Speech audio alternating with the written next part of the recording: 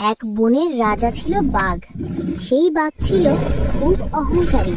তার ধারণা ছিল বনের তার চেয়ে শক্তিশালী বা বুদ্ধিমান আর কেউ নেই। সবাই তাকে ভয় পেত, তাই তার অহংকার আরো বেড়ে গিয়েছিল। বনের অন্য প্রাণীরা তার অত্যাচারে অতিষ্ঠ হয়ে উঠেছিল। অন্যদিকে সেই বনে থাকতো এক বুদ্ধিমান শিয়াল, নাম তার ফটিক। ফটিক খুব শান্ত ও বিচক্ষণ ছিল। সে সবাইকে সাহায্য করত এবং খুব ভালো করে জানত যে অহংকার পতনের মূল। একদিন ফটিক দেখল অহংকারী বাঘ একটা বিশাল গর্তের পাশে বসে আছে। বাঘ তখন শিকারের খোঁজে ছিল এবং অন্য প্রাণীদেরকে গর্তের কাছে যেতে নিষেধ করছিল। ফটিক ভাবল এই সুযোগে বাঘের অহংকার ভাঙা যাবে। ফটিক বাঘের কাছে গিয়ে খুব বিনীতভাবে বলল, মহারাজ, আপনি তো বনের সবচেয়ে শক্তিশালী প্রাণী, কিন্তু শুনেছি এই গর্তের মধ্যে এমন এক জিনিস আছে যা আপনার চেয়েও বেশি শক্তিশালী। সে আপনার চেয়েও দ্রুত দৌড়াতে পারে এবং আপনার চেয়েও বেশি লাফ দিতে পারে। বাঘ তো রেগে আগুন। এ হতেই পারে না, সে গর্জন করে বলল, আমার চেয়ে শক্তিশালী আর কেউ নেই, তুমি মিথ্যে বলছো ফটিক। ফটিক শান্তভাবে বলল, আমি মিথ্যে বলছি না মহারাজ, আপনি চাইলে নিজেই পরীক্ষা করে দেখতে পারেন। তবে সাবধান, সে খুবই চতুর। আপনি যদি তার মতো দ্রুত না হতে পারেন তাহলে সে আপনাকে হারিয়ে দেবে।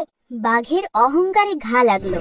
সে ভাবল, কেমন করে আমাকে হারাতে পারে, আমি এখনই তাকে দেখে নেব।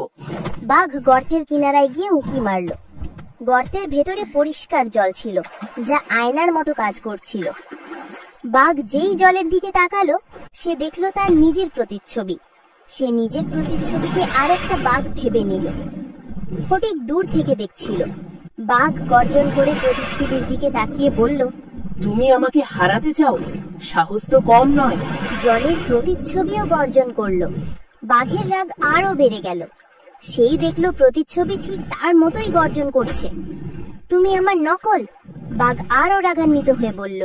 এই কথা শুনে ফটিক দূর থেকে চেঁচিয়ে বলল, মহারাজ, সে আপনার চেয়ে শক্তিশালী। আপনি যদি দ্রুত লাফ না দেন তাহলে সে আপনাকে হারিয়ে দেবে। ফটিকের কথা শুনে বাঘের অহংকার আরো বেড়ে গেল। সে নিজের ক্ষমতা প্রমাণ করতে সেই প্রতিচ্ছবির দিকে বিশাল এক লাফ দিল। কিন্তু গর্তের গভীরতা ছিল অনেক বেশি। বাঘ লাফ দেওয়ার সঙ্গে সঙ্গে গর্তের ভেতরে পড়ে গেল। গর্তের ভেতরে পড়ার পর বাঘ বুঝতে পারল সে আসলে নিজের প্রতিচ্ছবির সঙ্গে লড়াই করছিল। সে চিৎকার করে ফটিককে ডাকতে লাগলো, ফটিক, আমাকে বাঁচাও, আমি ভুল করেছি, অহংকার করে আমি বিপদে পড়েছি। ফটিক গর্তের কাছে এসে বলল, মহারাজ, আপনার অহংকার আপনাকে এই বিপদে ফেলেছে। এবার আপনি শিখলেন যে অহংকার পতনের কারণ। আপনার মতো শক্তিশালী প্রাণীও নিজের বোকামির জন্য এমন বিপদে পড়তে পারে। বাঘ তার ভুল বুঝতে পারল। ফটিককে সাহায্য করার জন্য অনুরোধ করলো। ফটিক তখন বনের অন্য প্রাণীদের ডাকলো। সবাই মিলে রশি ফেলে বাঘকে গর্ত থেকে টেনে তুলল।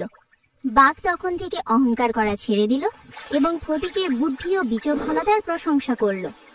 এরপর থেকে বাঘ জঙ্গলের সব প্রাণীদের সাথে মিলেমিশে থাকত। এই ঘটনার পর বাঘ আর কখনো অহংকার করেনি। সে বুঝতে পারল শক্তি দিয়ে সবকিছু জয় করা যায় না। বুদ্ধি আর বিচক্ষণতা সব থেকে বড় শক্তি, এবং সবচেয়ে বড় কথা, অহংকার কখনো ভালো ফল নিয়ে আসে না।